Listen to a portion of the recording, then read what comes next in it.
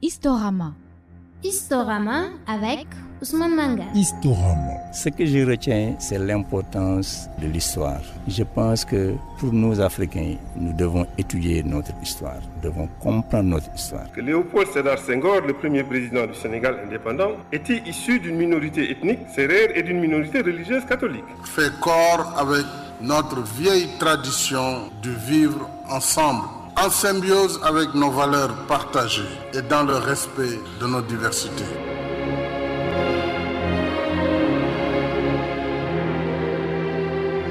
La civilisation de l'universel dont parlait Senghor, c'est que toutes les cultures étaient respectueuses des unes des autres, que toutes les cultures devaient participer au développement et au rayonnement de la Terre. Et tant que nous n'avons pas résolu cette question-là, qui sommes-nous, d'où venons-nous, nous risquons encore une fois de rater le coach.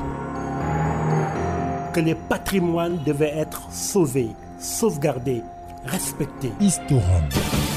Historama, une émission dédiée à l'histoire, aux cultures et aux civilisations, tous les mardis de 21h10 à 22h avec Ousmane Mangane sur Radio Chine Internationale 102.9. Historama.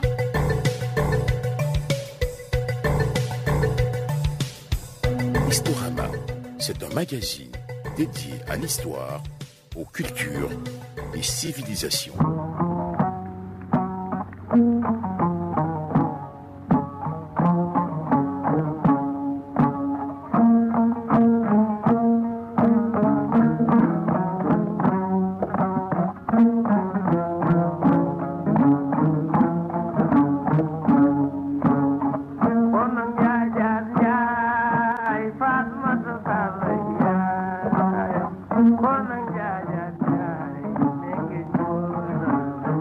Bonjour et bienvenue dans votre émission Historama. Aujourd'hui, nous recevons Cheikh Sadibou Diop, administrateur, et avec lui, nous allons évoquer une figure historique de l'Afrique de l'Ouest.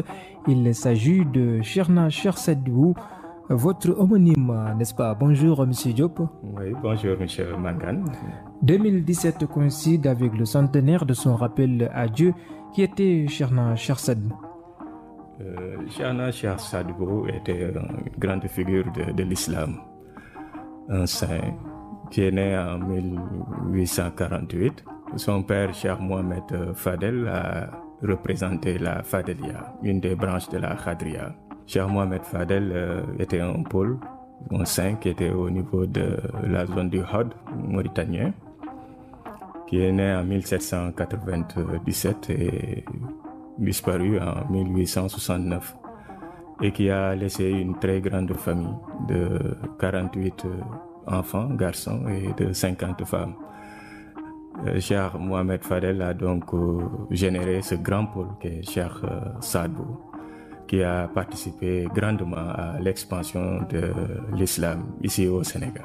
Et Cheikh Sadibou, l'homme a marqué, selon vous, l'histoire de la sous-région est-africaine dans ses différentes dimensions religieuses, politiques et socioculturelles. Oui, effectivement, l'avènement de Cheikh Sadibou a coïncidé avec ce grand repère historique des années 1850, où vous l'aurez un peu remarqué, et sont nés de grandes figures, Cheikh Ahmadou Bamba, 1853, El Hadj Malick, 1855, Cheikh Ibrahima Niass, l'Imamou. Donc Cheikh Sadibou était contemporain de ces grandes figures, dont leur avènement coïncidait avec la fin de la colonisation et la période de la pacification. Et ils ont eu à parachever cette grande œuvre d'islamisation des pays noirs, qui, faut-il le rappeler, a débuté depuis très longtemps, depuis l'époque almoravide au XIe siècle, mais qui concernait principalement ce qu'on a pu appeler l'islam de cour, qui était un peu réservé à l'aristocratie, aux dirigeants et autres. Et l'avènement de ces grandes figures confrériques a permis de populariser l'islam. Mais le temps a coïncidé, comme vous l'aurez également remarqué, à la colonisation. Et l'action politique de Cheikh Sadibou a eu également des répercussions d'ordre politique, socioculturel, parce que la Khadria était également une dimension de tout ce qu'on a pu appeler des liaisons directes avec, par exemple, toute cette zone de la Mauritanie et du Sénégal, et de l'AOF globalement, de la sous-région ouest-africaine. C'est ce qui vous fait dire que Cheikh Sadibou a participé grandement à l'expansion l'attention de l'islam à la préservation de la paix et à l'éducation des masses. Oui, effectivement. Du point de vue de la pénétration de l'islam, comme j'ai eu à le dire, Cheikh Sadbou l'a rendu un peu plus une affaire de masse. Parce qu'au tout début, c'était un peu réservé à la cour.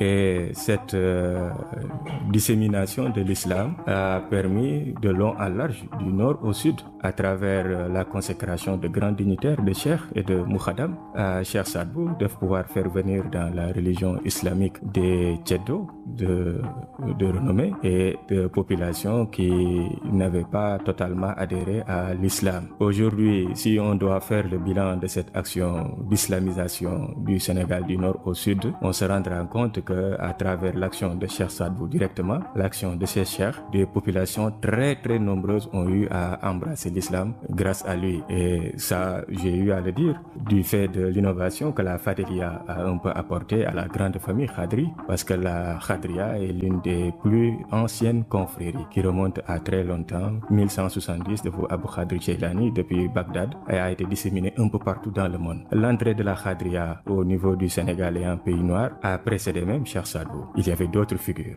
Bon, mais Cheikh Sadbou, à travers la dissémination et la diffusion de ces cheikhs, a permis de pouvoir conquérir des zones naguère hostiles à l'islam. Pour quelqu'un qui ne connaît pas la Khadria, c'est quoi? La Khadria, c'est une confrérie. C'est une voie mystique qui est un peu une voie créée par Abdul Qadir Jailani, qui était un grand savant, un théologien et un grand soufi du XIIe siècle, qui est né en Perse, mais qui a un peu grandi et a écloré à travers la cité de Bagdad, qui en son temps était le centre, la capitale un peu du monde islamique. La Khadria se particularise principalement par ce qu'on a pu appeler des rites, un wird, et également tout un système de comportement et d'état d'esprit qui permet à l'individu de pouvoir un peu intervenir dans ce qu'on a pu appeler la ihsan, c'est-à-dire tout ce qui permet à l'individu de s'élever spirituellement après avoir accompli tout ce qui a trait à l'islam en tant que tel, les piliers, tout ce qui a trait à certaines obligations, mais tout ce qui permet également à l'individu de pouvoir s'élever un peu. Et cette Khadria a des différentes branches. Dans le contexte dans lequel nous intervenons,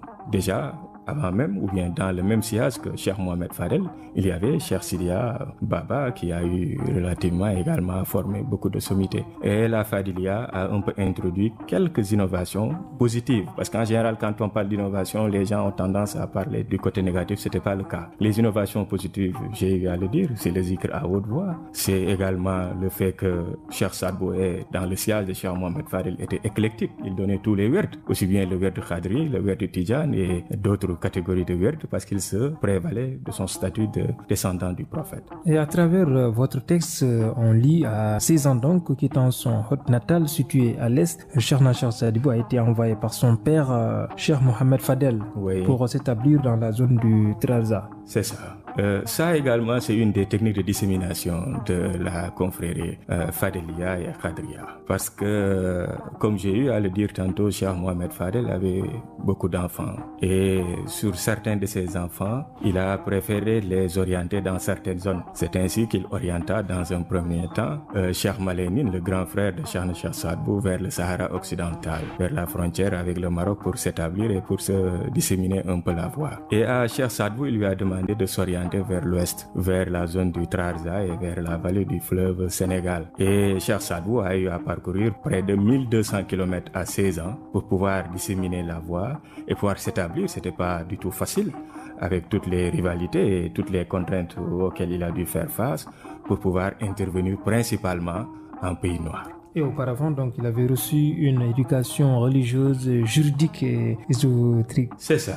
C'est-à-dire que Cheikh Sadbou a suivi le cheminement naturel de tous les shérifs et de tous ceux qui sont un peu appelés à jouer de grands rôles. Il a reçu une formation coranique comme tout le monde, une formation en législation, en fiqh, en théologie, une formation également en linguistique, une formation en grammaire et une formation ésotérique parce qu'il a été initié à la voie très très jeune. Certains parlent de 7 ans, à l'âge de 7 ans, d'autres à 9 ans. Et à 14 ans, son père, Cheikh Mohamed Fadel, en a fait un cheikh en lui mettant le turban sur la tête et en lui disant que désormais il a le grade. C'est donc à l'âge de 16 ans, vers les années 1864-66, qu'il est venu s'établir au niveau de la zone du Trarza à l'effet de pouvoir approfondir à nouveau ses connaissances. Mais sur la dimension de Cheikh Saad Bou, il y a une dimension qu'on ne peut pas nier malgré notre volonté de pouvoir un peu traiter les faits historiques de façon objective. C'est cette dimension mystique. Qu'est-ce qui a prévalu à l'avènement de Cheikh Saad Bou? Parce que son nom lui-même a été prédestiné. Pourquoi son père a eu confiance en lui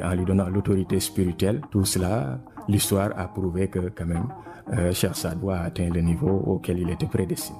Et on constate que l'environnement était hostile dans cette partie aride et désertique, comme vous le dites, caractérisée par les razzias des tribus guerrières, le commerce des esclaves. C'est cela. C'est-à-dire que Cheikh Saad Bou, en faisant ce long trajet de 1200 km en quittant l'est vers l'ouest, il voulait s'établir là où on n'entendrait pas ou bien là où on ne connaît pas son illustre père, Cheikh Mohamed Fadel. C'est pour cela qu'arrivé à l'extrême ouest, vers le Trarza, c'est la dernière zone, en sortant de la Mauritanie vers le Sénégal, qu'il a voulu s'établir. Bon, mais tout naturellement, en général, tout fait nouveau suscite un peu de la résistance. C'est dans ce cadre que les autochtones, les puissances tribales, ont eu à attirer l'attention de l'émir du Trarza sur un peu le danger que pouvait représenter Cheikh Saad Bou dans son envergure, dans ses influences et dans le fait qu'il était appelé à pouvoir jouer un grand rôle. Il y a eu donc un procès en sorcellerie parce que sur les karamas de Cheikh Saad Bou, tout ce qu'il faisait en termes de miracles intriguait les gens et on l'a mis à l'épreuve et l'émir a eu à rassembler tous ses érudits pour confondre Cheikh Saad Bou. À l'issue de cette confrontation, l'émir a autorisé Cheikh Saad Bou à s'établir et à lui permettre de pouvoir accéder à la terre. Et à l'issue, Cheikh Saad Bou s'est établi à Tuizik, un peu plus éloigné que Trarza, pour pouvoir fonder son école et essaimer un peu partout. Et l'histoire a fait que sur l'installation de Tuizik, qui était un peu éloigné de l'ordre de 350 km de Nouakchott, ce sont des Sénégalais en son temps qui avait construit la Zawiya de Cheikh Saad. Et c'est dans ce contexte que Cheikh Saad Bou effectua donc son premier voyage à Saint-Louis en 1872. C'était un contexte également d'insécurité. Vous l'aurez noté. Le contexte était un contexte tel qu'il n'y avait pas tellement les arcanes de l'État au niveau de cette zone du Trarza. C'était la grande insécurité, c'était des razzias, c'était le commerce des esclaves et c'était l'oppression sur les masses un peu plus faibles.